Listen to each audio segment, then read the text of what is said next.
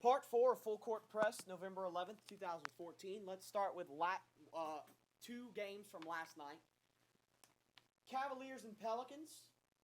LeBron gets first triple-double of season in win over Pelicans.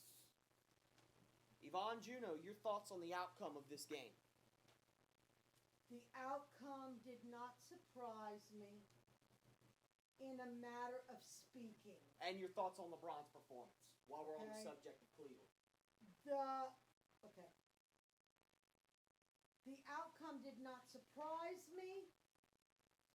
What I was the most upset about is that we were up and we were beating them as much as 9 points at one point. We stayed up. We were up at halftime. We were up for 75% of the game, or more. 75 to 80% of the game. And what upset me the most is that I'd say 2 minutes, 3 minutes into the last quarter, we forgot how to play basketball. We looked like we forgot how to play basketball. Yep. And I was so upset. Yep. Because, okay, if we would have been up and down all night long, if they would have been ahead, then we would have been ahead, and the score would have fluctuated back and forth, I would have said, okay, all right. But we were winning for 75 to 80% of the game. And then what happened? I don't understand what happened. LeBron happened. And when LeBron happened, we forgot how to play. We didn't know how to defend. I'm sorry. I love him to death. Okay? But it looks like at the same time LeBron happened, Drew forgot how to play. Everybody forgot how to play. Baby. Everybody Drew forgot was how to play. Pitiful. Well, Tyreke Evans was pitiful all game. Well. 2 of 14. Pitiful. I don't even know what to say about that. And LeBron's triple-double, look, it's LeBron James. What do you want me to say? What do you want me to say? I mean, we're used to this. I'm going to say what the announcer said. We're used to this. The ones that were calling the game. When Eric Gordon went to step in front of LeBron. Go ahead. When he was driving down the court. He said, oh, go ahead, man. Step in front of him, I dare you. Yeah. Horrible. Because when LeBron makes up his mind that he's gone, he's gone. Now, the last topic. No, that's all you're going to say about the Pelicans? You took the words right out of my mouth. We forgot how to play basketball. We forgot how to play basketball. Do you think, I'm going to ask you a question. Do you think that it shows what our capabilities are when we put our mind to it? And do you think that we could consistently carry... So you're asking me, basically, is this game a benchmark? Yeah. No. Why? Because Cleveland's not that good of a team. This was the LeBron show last night. The second half was the LeBron and, honest to God, the Ryan Anderson show. Oh my God. Okay. Ryan Anderson was honest phenomenal. To God. Yeah, Anthony Davis had 27 points and 14 rebounds last night. Davis went for 27 and 14, and that is not to be overlooked. But damn it, Ryan Anderson had 32 points last night.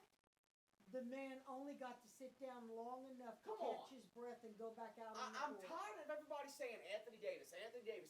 No, you're not. You love Anthony Davis. I love Anthony Davis, and he deserves the recognition. But damn it, Ryan Anderson scored 32 last night.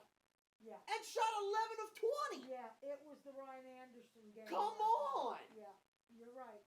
I agree. Now. The man only got to sit down long enough to catch his breath and go back in the game. That's it. That's all I got to say. We forgot how to play basketball in the fourth quarter. Third quarter wasn't even bad. Does it show? No. Because Cleveland is not a mesh team. San Antonio showed what we can do because we stuck in the game and we kept pounding and we went on runs and everybody was getting involved and it showed that we're clutch. We can win in the big moments. Cleveland's not a formidable, unified team yet. They're not. LeBron said it himself. They're not.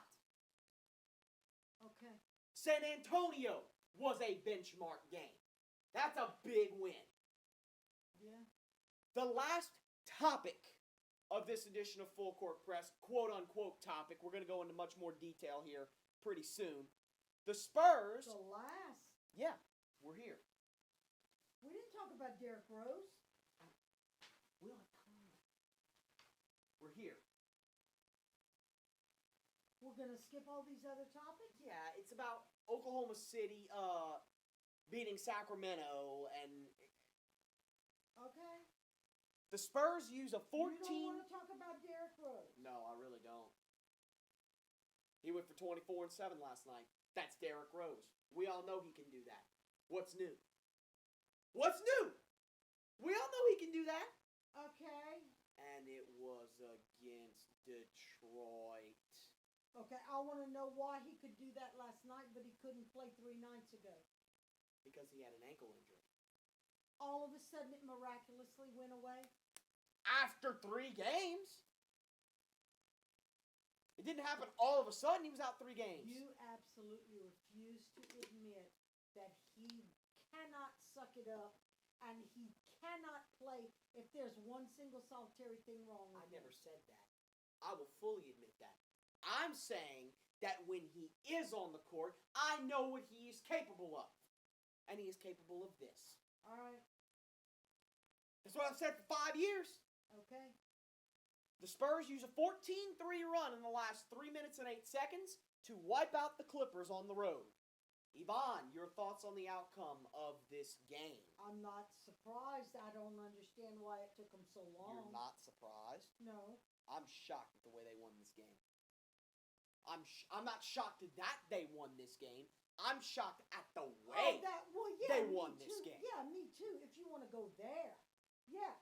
That's what I meant when I said I'm surprised it took them so long to where it was at the end of the game. Right. What'd they do all game long? Decide not They to. hung in there. They hung around. Right. They hung around. Now, here's a big question that I came up with that I want to ask you. Did this game prove anything to you? If so, what? Which side do you want me to? Both. You want me to defend either side? Both. Say what I think about both sides. Did this game prove anything to you on either side? If so, what did it prove? Well, it proved that the Clippers can keep up with a team like San Antonio. That needed to be proven to you? Because that didn't need to be proven to me. Yeah, but San Antonio, I'm thinking of the old San Antonio. Right, but it's a new season. I know that. And they're not the San Antonio that was 13-1 last year. Why? Explain that to me. Don't fix it if it ain't broke.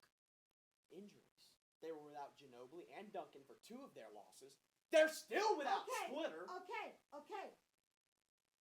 2-3 games ago. Not when this happened. No. Okay?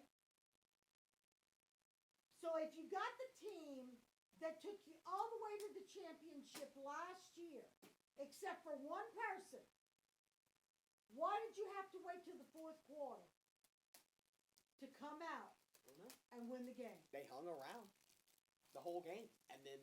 Is that adequate? I'm not saying it is. But to me, the Clippers didn't need to prove that they could hang with San Antonio. In fact, it kind of proved the opposite to me. That's what I was getting ready to say. Which side do you want me to defend? Okay? I got a little bit to say about both sides. Because if the Clippers can do this, then they should be playing this way for every game. See, that's not what it proved to me. Not about, no.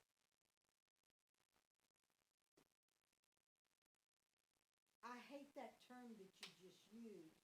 What? They hung around. The Spurs. Yeah. Mm-hmm. They hung around and then they went... really think that last year's champions that just got their rings a few weeks ago should be accused of hanging around No. till they get to the fourth quarter so that they can win a game, No, ma'am. then that's pitiful. Why didn't the Clippers win this game? Because San Antonio came out of nowhere. Can they win the big one? Who? The Clippers. They had the lead. They were at home. They had the lead. There was 3 minutes left. And you've got the best point guard in the world. They did the same thing with the Pelicans. What are you talking about? San Antonio. I'm and the not Pelicans. talking about San Antonio. Oh, I'm talking about the Clippers. okay. Can the Clippers win the big game? You're at home. You've got San Antonio playing 2 games in 3 nights, and we know about their age and how that affects them. Okay? You're at home. You're leading with 3 minutes and 8 seconds left. And you've got the best point guard in the world on your team. And you don't win that game? Can the Clippers even win the big one? I don't know. That didn't look very clutch to me. Well, not after what Doc said. Oh no, he said that way before this game. It doesn't matter if he said that before this game. What do you think he thinks now? He didn't say it right before this game. Okay. Oh, that's not an excuse of not playing hard. No, That's no, an no, excuse- no. that's I'm an not excuse saying that's of- an excuse. Of not No, no, holding no, on to no. a lead. No, no. I'm not saying what Doc said is an excuse. I'm asking you if this is the way Doc felt before this game. But you're not relatable. This wasn't about playing hard. Taking the lead against a team like San Antonio is about playing hard. Holding the lead is about playing consistently and doing the same thing down the floor on every possession and execution. So what, they just gave up and they got tired or what? I don't know. Or San Antonio just decided to show up? San Antonio got hot and the Clippers backed off. They stopped being aggressive. They got They intimidated. started shooting threes. They got intimidated? Mm-hmm. Can they even win the big one? You're at home. It's situational. This plays right into your favor. San Antonio is worn down. You're at home. You've got, in my opinion, the best coach in basketball in Doc Rivers. You've got the best point guard in the league, Chris Paul. How do you not win this game? I don't think they're clutch. I don't think they can win the big one. That's what this game proved to me about the Clippers. I don't think they can win the big one. They couldn't do it in the playoffs last year, No. and that was against OKC. No. So have they even developed that clutch gene? I don't think so. What did this game prove to me about San Antonio? Very simple. They are still a formidable team in the West. Of They are course still the San Antonio Spurs. And you will not Yes. walk over them. Well, that's why when you asked me what I thought about the Spurs against the Pelicans, I said I was excited, ecstatic, whatever, but I think there was a lot of luck to them You winning that. will not walk over Right. them. Right. Right. We're going to skip around a little bit. Week 2 power rankings. I put week 3 on accident. This is the beginning of week 3, the end of week 2. You know what power rankings are. They take the week, they add up what they did during the week, and they rank them week by week. Well, the power rankings for week 2 are as follows. Number 1 in the power rankings, moving up from number 2, and you can write records down if you'd like, because I've got the records of the teams. Do you need a sheet of paper out of my binder? I got line paper. I got it right here. Okay. You're going to give me every team? Every record. Every team in order as far as power rank. Now, these are not as far as standings go. Oh, well, then no, I don't want it. These are power rankings. That's all right. Go ahead. I'll give you the records when we go through the bi-weekly updates, All which right. is next. Power rankings. Number 1, moving up from number 2, is Golden State. Yeah.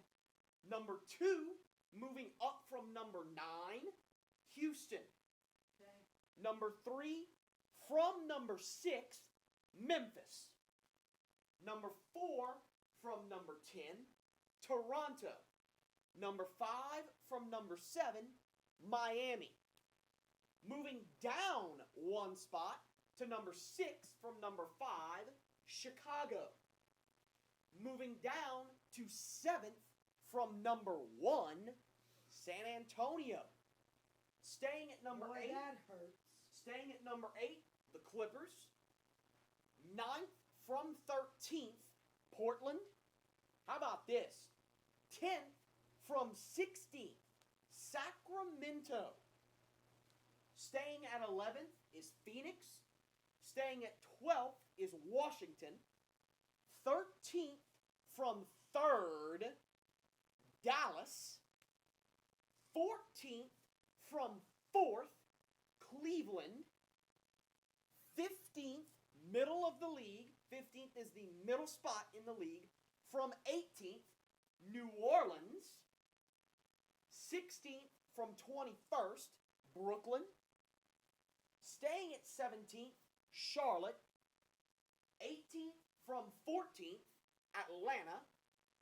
19th from 24th, Utah. 20 from 19th, Oklahoma City. 21st from 26th, Milwaukee. 22nd from 25th, Boston. 23rd from 15th, the Knicks. 24th from 28th, Orlando. 25th from 22nd, Minnesota. 26th from 27th, Detroit. 27th from 23rd, Indiana. 28th from 20th, Denver. Staying at 29th, the Lakers. And staying at 30th, Philadelphia. Poor Philadelphia. That's your Week 2 power rankings in case no one has access to NBA.com. And there Or is hasn't seen no that. team that has not No been beat undefeated yet, teams. but there is still one team that has not won a single game. Yes, Philadelphia. Philadelphia. So we're going to stop part 4 right here, and we're going to finish with a part 5 coming up next.